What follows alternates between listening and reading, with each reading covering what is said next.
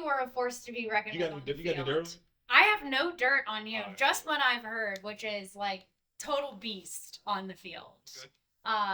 When people really talk about the '08 team, you're one of the shining stars that they talk about, where it's, this we wouldn't have won. It wouldn't have happened without key people, and your name is always mentioned on that list, which is great.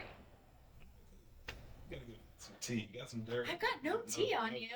No, just your, high maintenance for this event. There you go. So now tuned in to the Zenith.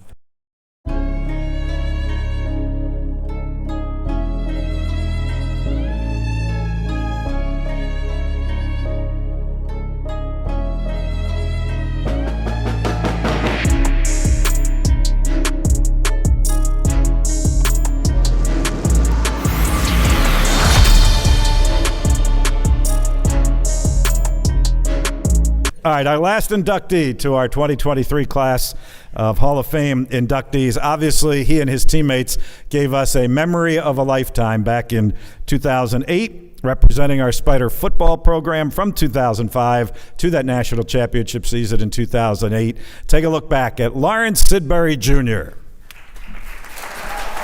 All-American Lawrence Sidbury Jr. capped his career with the Spiders' first national championship, highlighted by his dominating 4 quarterback sacks and MVP award in the title game. He twice earned first-team All-CAA honors and was first-team All-State as a junior. He played all 16 games as a senior and led the CAA with 20 tackles for loss and 11.5 quarterback sacks, the third most in a Richmond single season. He finished his career with 20.5 quarterback sacks, currently 5th on the Spiders' all-time list. Lawrence earned invites to the East-West Shrine Game, Senior Bowl, and NFL Scouting Combine. He was selected in the 4th round of the 2009 NFL Draft by Atlanta, playing for the Falcons from 2009 to 2012. Representing football, Hall of Famer Lawrence Sidbury Jr.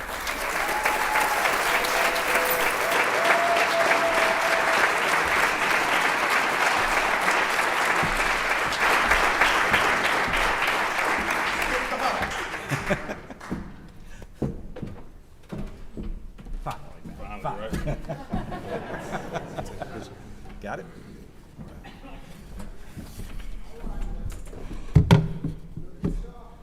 Thank you. All right, so we got Jasmine Coleman and Byron 3. They already placed some bets on how soon I'm going to cry. I already cried, so y'all can go ahead and get out the way. All right, man.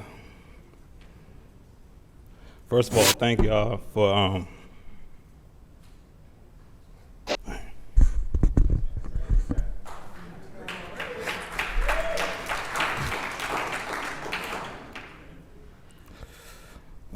that picture of my father messed me up a little bit.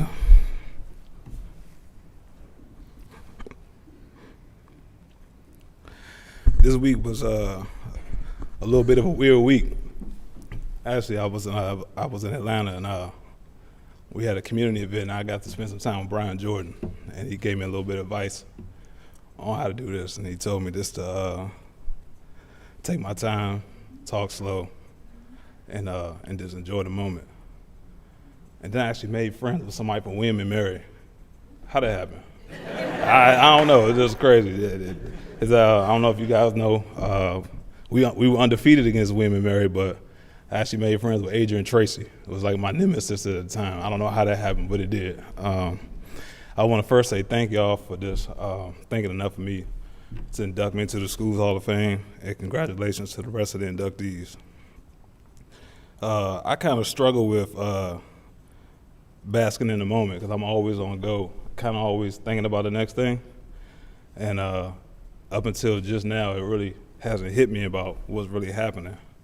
And again, I just want to thank y'all for not only thanking me, highly as a player, but as a person. I've been getting so many text messages and phone calls this week from my teammates, not really focusing on what I did as a player, but how I affected them as a person. And everybody been trying to make me cry all week, man. They've been trying to make me cry all week. And a couple of them they did. Some of the messages were really heartfelt. And I'm going to start with all the thank yous. First and foremost, I want to thank my Lord and Savior, Jesus Christ. That's first and foremost. I want to thank my mom and my dad.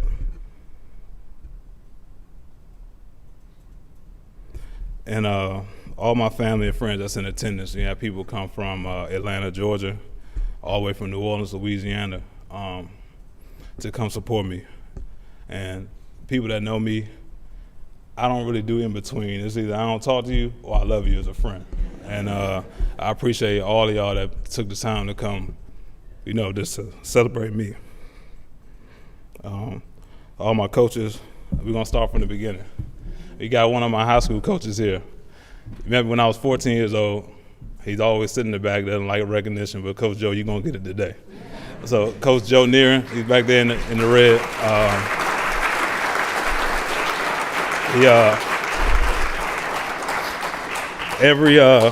Every extra workout, every time you maybe run those 800s after, on the weekends or when I came back from college, driving me up to Penn State to go to camps, every camp you took me to, I really appreciate it.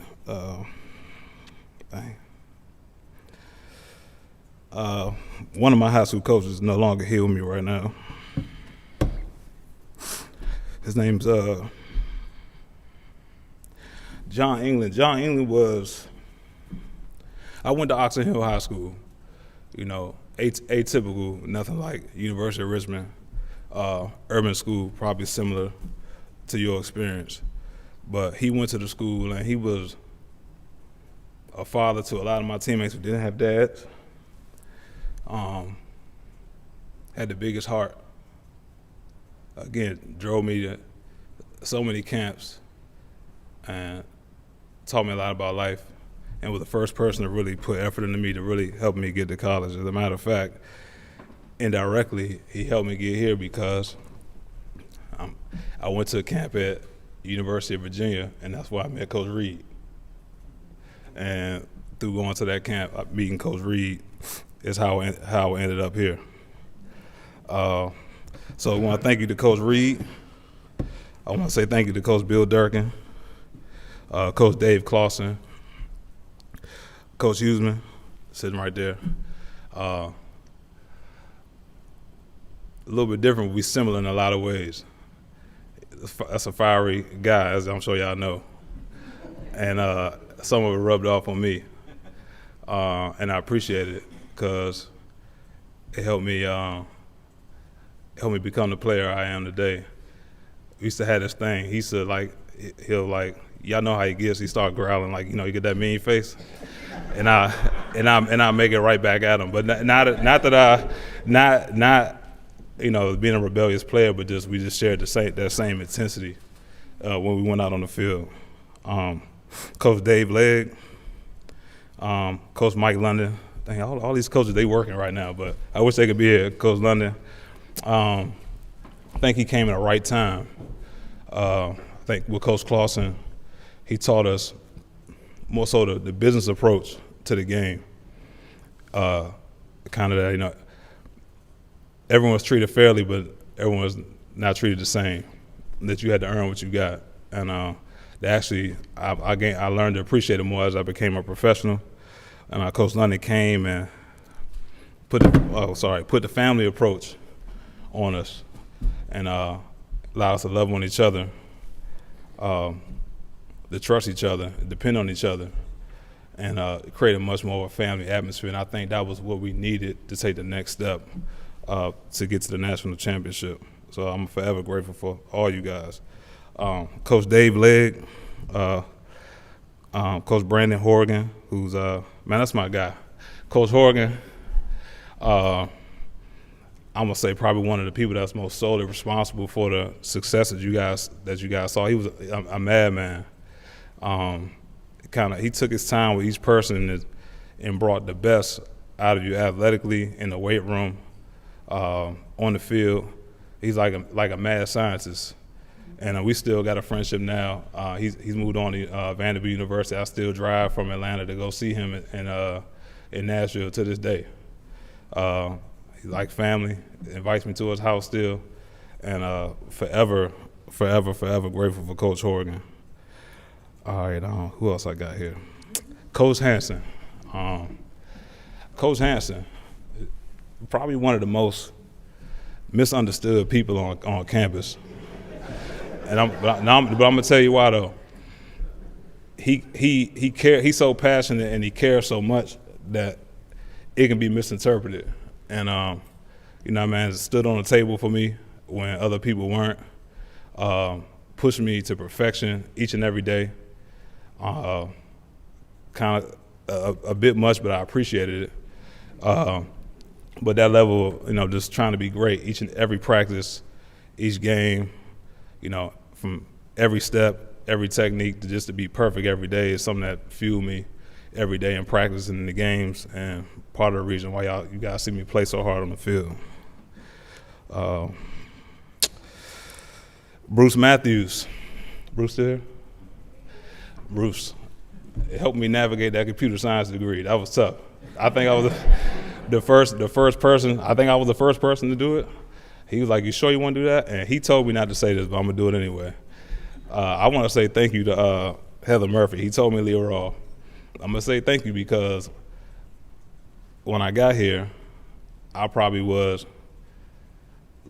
let's say, the student they probably worried about the most academically because of the school I came from. But I was the smartest person that came in, and she actually kind of tried to discourage me from doing it. But I'm just a fan of doing the things that people say you can't do.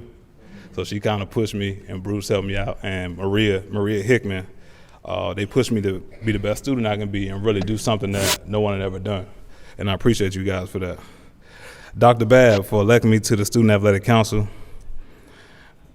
Jasmine Coleman. Man, thank you for being a big brother I didn't have, for talking with me for times when things weren't going great, and also helped me to navigate the success I was having, and helped me become the smooth talker that I am today. We know you can sell water to a well, big dog. All right, Byron 3, get your tissue ready. BT. Now, our relationship kind of blended the lines of coach and brother, man. He came in as a young coach and put his arms around me and really was instrumental in allowing me to relax a little bit, and was instrumental in helping me become a pro, to see the game not as a college kid, but because he had been at that level, to see it as a professional. And we ain't gonna tell every story, but man, I love you and I appreciate you, and thank you for being there for me for day one. I appreciate it. All right, let's see. Mark Megner. Mark, when I first got to school, I kept hearing about this Mark Megner. I'm like, who is this Mark Megner guy? Just the lore of Mark Megner still rings on campus. And he actually came to speak to us one time, and he said something in our position meeting that I never forgot. He always said, "Let your actions speak so loudly that no one can hear what you say." I was 18. I'm 37 now, and we've actually become friends. He said we played Miami a lot for some reason when I was in Atlanta. He used to come to every game. We talk. Even today, we go back and forth and we talk, and he gives me advice. And he's like my biggest cheerleader. And I just want to thank Mark for that. Most times when you hear speeches or people getting honored, you wonder what makes them who they are. And this is gonna sound funny, but losing made me who I am. To the fact that when I was in high school, I played varsity 3 years. We went 1-9 3 years in a row. Man, I was so sick of losing when I got here. And Chris, I told you I was coming your way. My best friend from high school was in the back.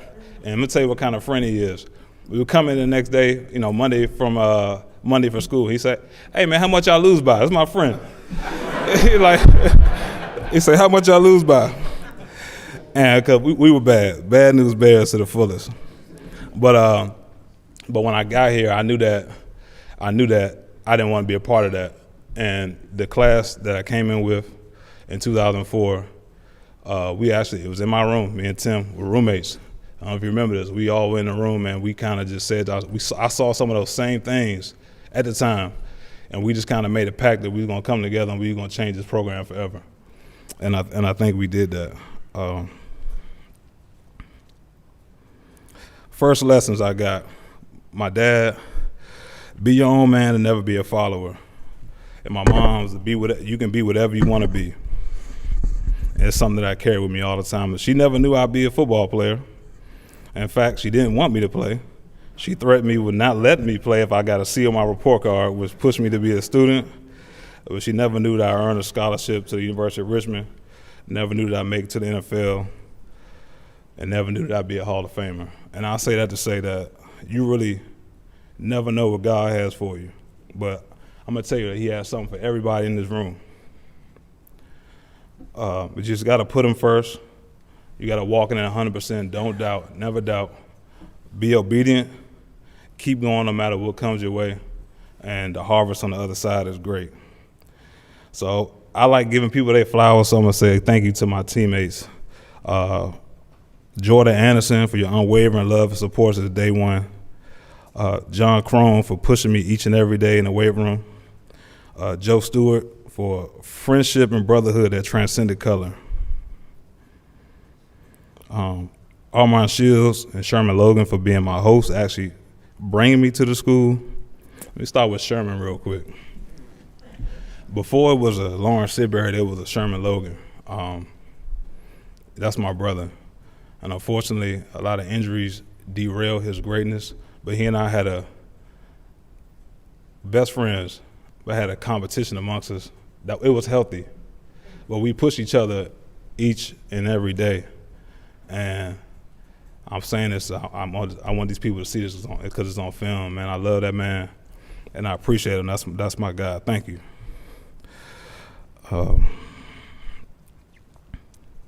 Lamont Jones for taking me under your wing as a freshman, and still today in business. Stacy Tutt, fellow Hall of Famer Stacy Tutt. Stacy started something, and I told him I was going to do this, but I remember after my sophomore year, after Stacy was finished, at the time I think he had 3 workouts, 3 individual NFL team workouts out at Robert Stadium, and it was pouring down raining, and I was like, Stace, man, can I come out and watch it? He's like, sure. So the scout, him, and I watched them work out at probably 3 or 4 different positions in one workout. I can't remember what team it was. They worked them out as safety, running back, receiver, everything. And I think that day, man, you lit a fire in me that, obviously I'm done now, but you lit a fire in me at this school that it just stayed lit, and it just pushed me to the next level. And I appreciate you for that, bro. T-High, 22, deuce. Tim Hightower. Tim and I were the last 2 people to sign in our class.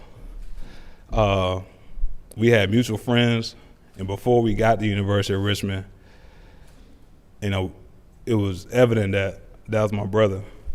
I used to go to work in the summer, leave work, drive to go pick him up. We work out, go to the weight room and lift, because you don't even know this.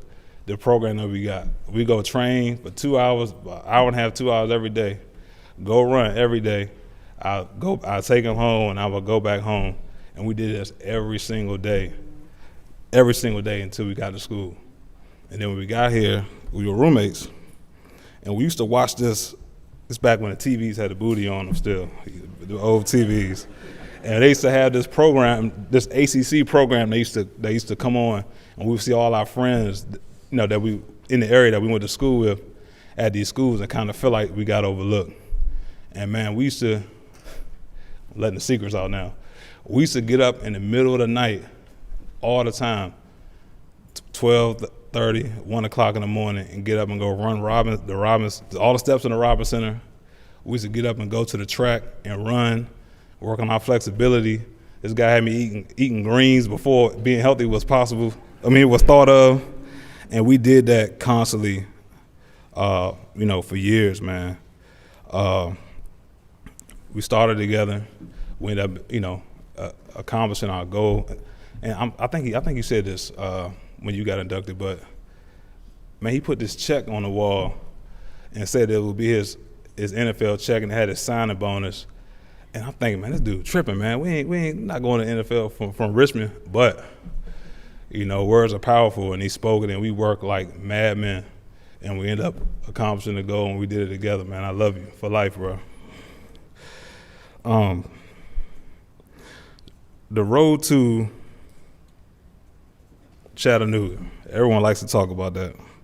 I think that's the moment everyone remembers me most for. And I think it's one of those experiences that I'm never, ever going to forget. Forget everything I've done as a professional. That moment, I'm sure, is something that's it's a topic of conversation when everyone talks about that team. And I couldn't have been more happier to share that moment with all you guys, to make you guys proud. I didn't think I was going to wake up to get 4 sacks that day. I don't know what I was on that day. But that team, every single teammate was special. That road came with a lot of adversity. We lost probably a few more games that we shouldn't have lost. The games we won, we weren't winning them convincingly.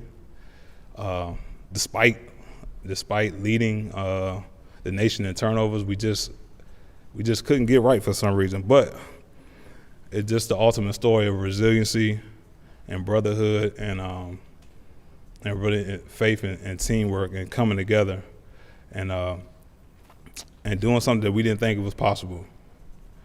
And I'm really gonna take that moment with me for the rest of my life.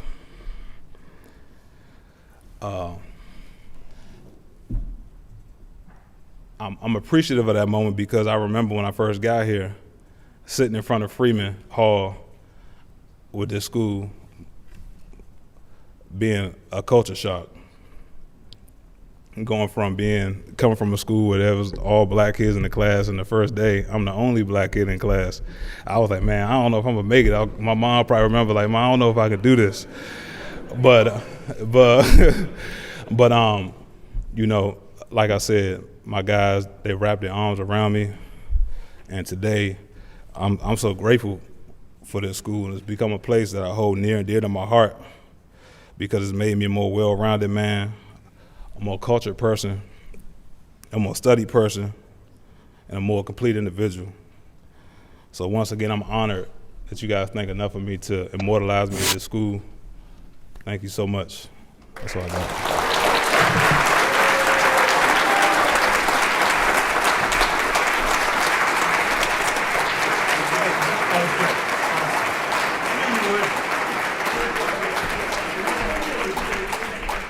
Thank you, Sid, for the great memories that you certainly gave us and all Spider fans. Hey, how about one more time, a huge Spider round of applause. 2023 University of Richmond Hall of Famers.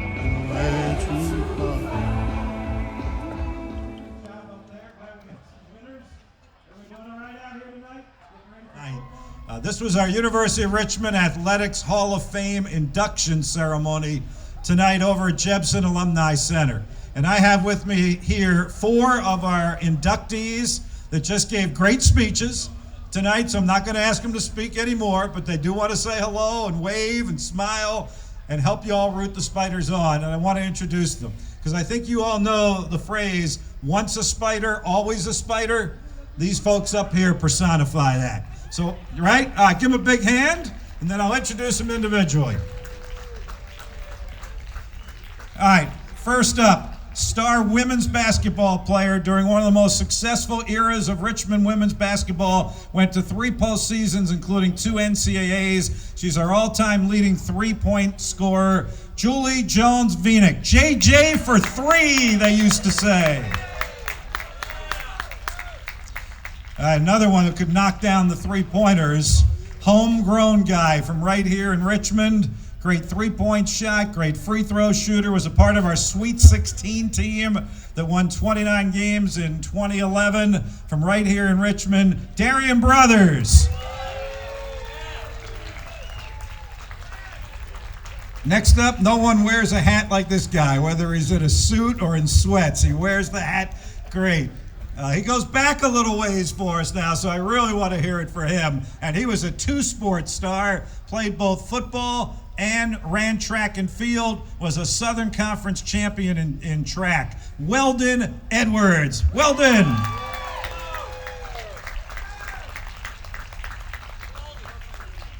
And then one more off of the football field for you. He was part of one of the most magical moments that we've had in Richmond athletics in school history. He was the linchpin of our 2008 national championship football team. He had 4 quarterback sacks in the championship game, was named MVP, went on to play in the National Football League for the Atlanta Falcons, Lawrence Sidbury Jr.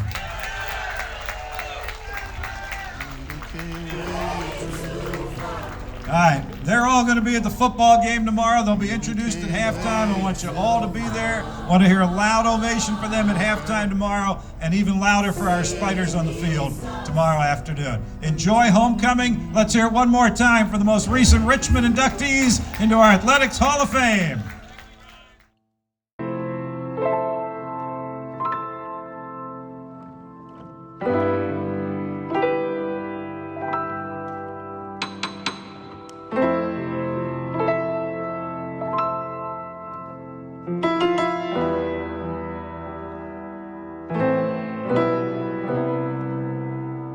I ain't need no other route, I did it my way. Ain't no win, but I knew we would make it someday. I was fucked up, couldn't focus through them hard days. All the crazy shit I see don't make you lose your faith. I was 13 the first time I saw the cold face. Every night my mama praying that I'm okay. Ain't believe that we would make it on the front page. Now we pop out in the city, they gon' scream my name. And we done came way too far. Came way too far. You cannot see us. Oh, we done came way too far. And we done came way too far. And we done came way too far. You cannot see.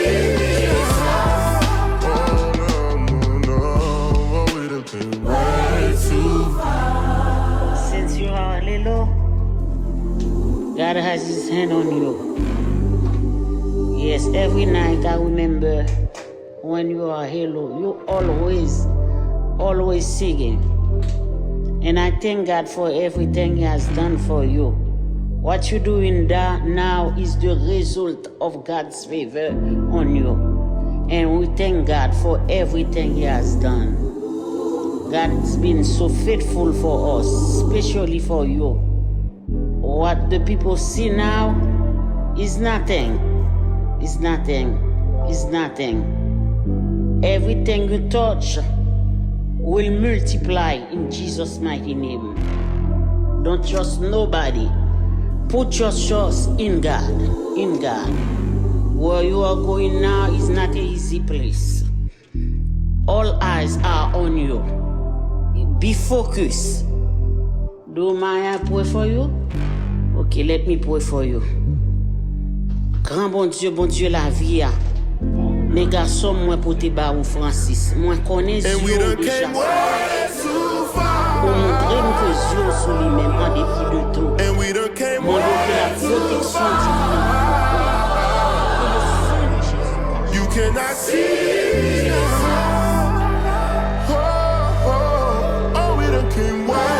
Commandez toute force qui parvient de Dieu, toute puissance qui parvient de Dieu. And we done came way too far. And we done came way too far. You cannot see. Oh no, no, no. Oh, we done came way too far. We done came way too far. And we done came way too far. Look back. Way too. Teammate William Bishaw, part of the 2008 National Championship team. And I'm letting y'all be y'all. Roast me, talk about the game, whatever you want to say. Yep. Talk shit about me, whatever you want. Oh, I can't. There's no shit to be talked. The best player that I ever faced on the other side of the ball, and I'm not just saying that, physically gifted, a great person, a great leader, and the sole reason I'll never forget, what were we, 4-3 at one point that year? Yeah, 4-3, yeah. And I'll never forget, just kind of not a deflated Sid Barry, but just a guy who was like, man, the only thing we can do is win out. And I mean, damn if we didn't do it. And I was, that's always stuck with me. And I think I probably told you that years ago. But I was like, man, we did. We did what we came to do. And that was something else. That was a true leader who didn't get mad, didn't get pissed, just said, well, this is what's left. And damn if he didn't do it. The best I've ever seen on that side of the ball, without a doubt. All right, I'm Eric McBride. I played outside linebacker, rover, bandit position here at Richmond. Was on the championship team with Lawrence Sidbury. And congratulations to him. Hall of Fame induction, that's big time. I knew it was coming his way. And the thing Sidbury did for me, he was a upperclassman compared to myself. And so really got to come in, learn a lot of the ropes from him, the guys in his class. They taught a lot about just hard work. I mean, real dedication to the team. I remember a couple times upsetting Sidbury, the night before a game. He couldn't believe some of the things I'd be doing, and he'd get mad at me. But I got your back, man, I got you. And but just those growth lessons like that he would check you in that moment. He would check you, and you really got to appreciate those things. I called him Sid the Vicious, like a legendary warrior. And that's how I saw him on the field. I would love when Coach would call a blitz. And, I know he's a DN. I'm coming off that outside backer. And me and him both get to push the edge and try and get to that quarterback. And I think there's a picture that I got of me and him rushing off the edge. It's one of my favorite pictures. And, yeah, Sid was just awesome. Great leader, great friend. He just did everything the right way. He did everything the right way, and that's what you want and what you expect. Had a great spin move. Don't get it twisted. Had a great spin move. If Sidbury ain't get him, I'm going to have Sidbury's back, and vice versa. If I ain't get him, he had my back. And we and me and Sid, and it was his job in practice to try and block me and Sid. He couldn't block me and Sid. Hey, we would teach all of them a lesson. They knew about the dark side. So I told you about when Coach London honored the two fifth-year seniors the night before. And, you can feel the hairs on your neck stand up just honoring those two guys. We knew we wanted to play the game, win the game for those two guys. And so the next night, we pull up to the stadium game night and we hop off the buses. And we had a thing that we adopted that had kind of been starting around college football, like the spider walk. So we'd walk down into the stadium to the locker room, but you're walking through the fans, right? And it was a just a surplus of fans I wasn't expecting. I don't know if any other guys were, probably not. But there were so many fans who showed up in Chattanooga, Tennessee for the Spider Walk. And, I mean, you're loaded on both. It's down a hill, and then you walk onto the turf into the locker room. And you're kind of crossing the corner of the end zone when you walked into the locker room. But just getting off the bus, going down the hill, and, I mean, you're loaded with fans on every side. I mean, you're seeing people you did not expect to see, you know, old alumni. And but just the cheers from them, those type of things and the energy they brought during that Spider Walk, you also knew in that moment that the game was won before it had even been played, just like the night before. So we had 2 or 3 moments before the game, within 24 hours, where you knew without a doubt we're going to win, which, like I said, went back to the 18 games prior where we never had a doubt, you know what I'm saying, about winning these games. There was no doubt. Well, when I'm telling you we're going to win every game, nobody could compete with us, and we were sure of that. And that really translated with that Spider Walk the night before that championship game.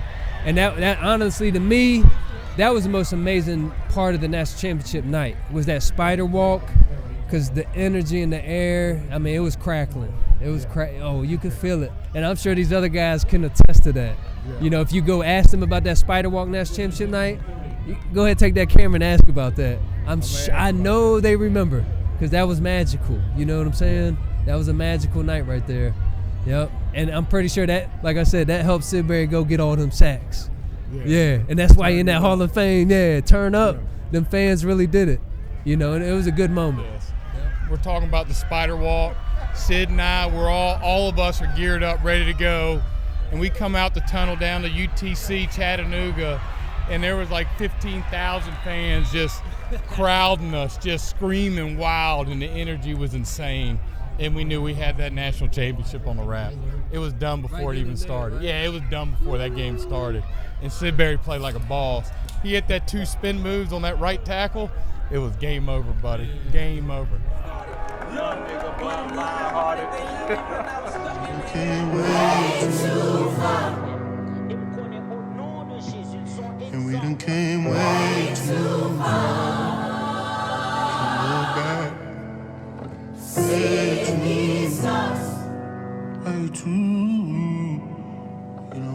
too far.